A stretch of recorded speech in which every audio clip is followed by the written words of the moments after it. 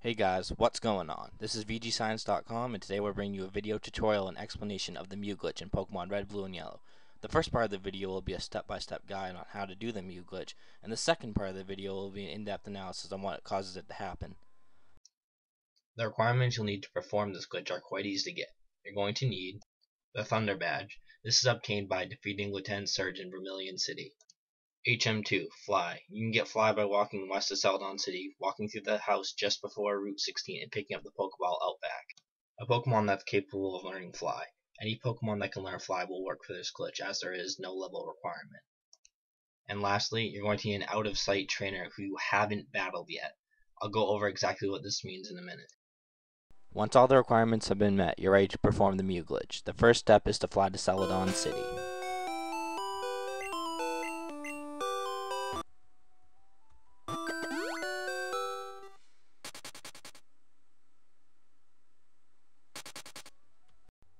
Once you've arrived at Celadon, you're going to want to walk right until you reach the underground passage that leads to Route 8, which then leads to Lavender Town.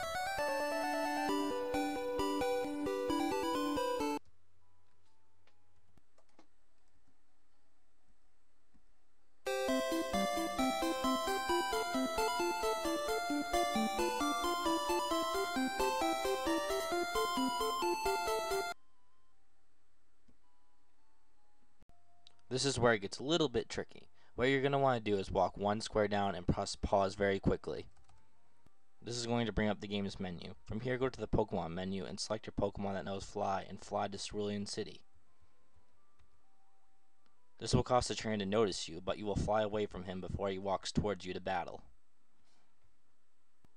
Here's where things get a little weird. The game still thinks you're in a battle, so it won't allow you to bring up the game's menu. Your start button is useless until you get into another battle or reset your game.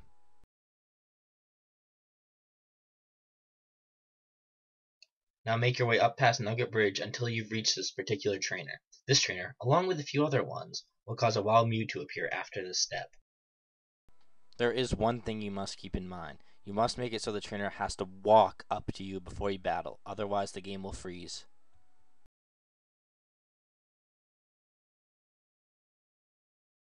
Once you beat the trainer, you'll be allowed to bring up your menu again. Go to the Pokemon menu and fly to Lavender Town.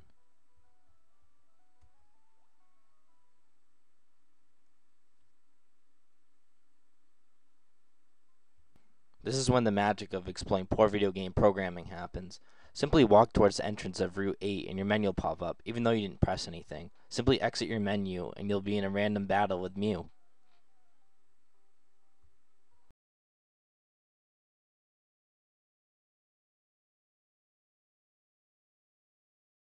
And that's the Mew glitch. A lot of people know about the glitch, but most people don't know what causes it to happen. People tend to assume it's a random occurrence that can't be objectively explained. This is 100% wrong. Why the glitch happens is complicated, but understanding it is quite easy. Let me explain. The first step in learning the mechanics of the Mew glitch is priorities. Priorities are pretty simple. When a game is making a decision, it has to first abide by a set rule of priorities. All video games have priorities, not just Pokemon. In Pokemon Red, Blue, and Yellow, there are three basic examples of priorities. The lowest priority is walking. The middle priority is when you activate an event, such as when a trainer sees you or when you cut down a tree. And the highest priority is the main menu. If an item of higher priority is activated, you cannot execute anything of a lower priority. Now think about it. When a trainer sees you, you can't just walk away from him. Now you might be saying, well, you can't bring up a menu when a trainer sees you either. That isn't exactly what a priority means. Priority just means that it can't be cancelled. If your menu is up when you're in the trainer's line of sight, the menu takes priority and it won't cancel. Even though you open up the menu to take priority over the trainer, the game still thinks that you're in a battle with the trainer. This explains why you can't open up your menu interface even after you flew away. Where Game Freak really messed up was how they stored their game data. When you battle the youngster past Nugget Bridge, you're fighting a Slowpoke. The reason why this particular trainer causes a Mew to appear is based off his Slowpoke special stat, which is 21. What this means is that any Pokemon you battle after your start button works again will cause a wild Pokemon to appear, which is determined by its special stat. So in theory, you could fly away from the Gambler on Route 16, defeat any other trainer in the game so your start button functions again, and then fight a wild Pokemon, hoping it has a special stat of 21 so a Mew will appear.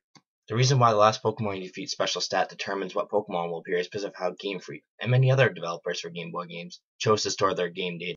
As I've already stated, when you fly away from the gambler, the game still thinks you're in a battle with him. This data won't be checked on by the game until you've entered the area where the trainer is at. In this case, it's Route 8.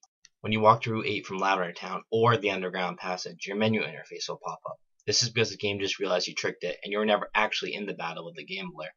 When you close the interface, the game thinks, oh crap, this guy's supposed to be in a battle right now. But how do I know which Pokemon he's supposed to be fighting? The game then comes up with a solution. Just take the special stab of the last Pokemon you fought and associate it with the Pokemon. It's chosen by taking the special stab of the last Pokemon you fought and matching it to the Pokemon data table. Game Boy cartridges hold 256 pieces of data to one specific set of data, generally numbered 0 to 255. There are 151 Pokemon in Red, Blue, and Yellow, but the fossil Pokemon and the ghost you encountered before obtaining the Silph also count. This picture is a brief example of the Pokemon database. If you were to battle a Pokemon with a special stat of 1, you'd encounter Rhydon. A Pokemon with a special stat of 2, it'd be a Kangaskhan, and so on. The Pokemon in the database are a lot more randomly numbered. The database is completely independent from the Pokedex numbering. And that's how the Mew glitch works. It's a lot of information to take in at once, but it's all necessary to understand when researching the relationship between video game programming and video game gameplay. The Mew glitch is a very basic and extremely well-known example of video game glitching. Knowing how it works creates a strong foundation for the beginning of your experience in the world of video game glitching. There's one last thing I want to mention. If you don't quite understand something, feel free to leave a comment below and I'll make sure to answer it. If this video gets enough questions, I'll make a frequently asked questions video answering all the questions that you guys leave me. But for now, enjoy and get practicing on explaining all your video games. Bye guys.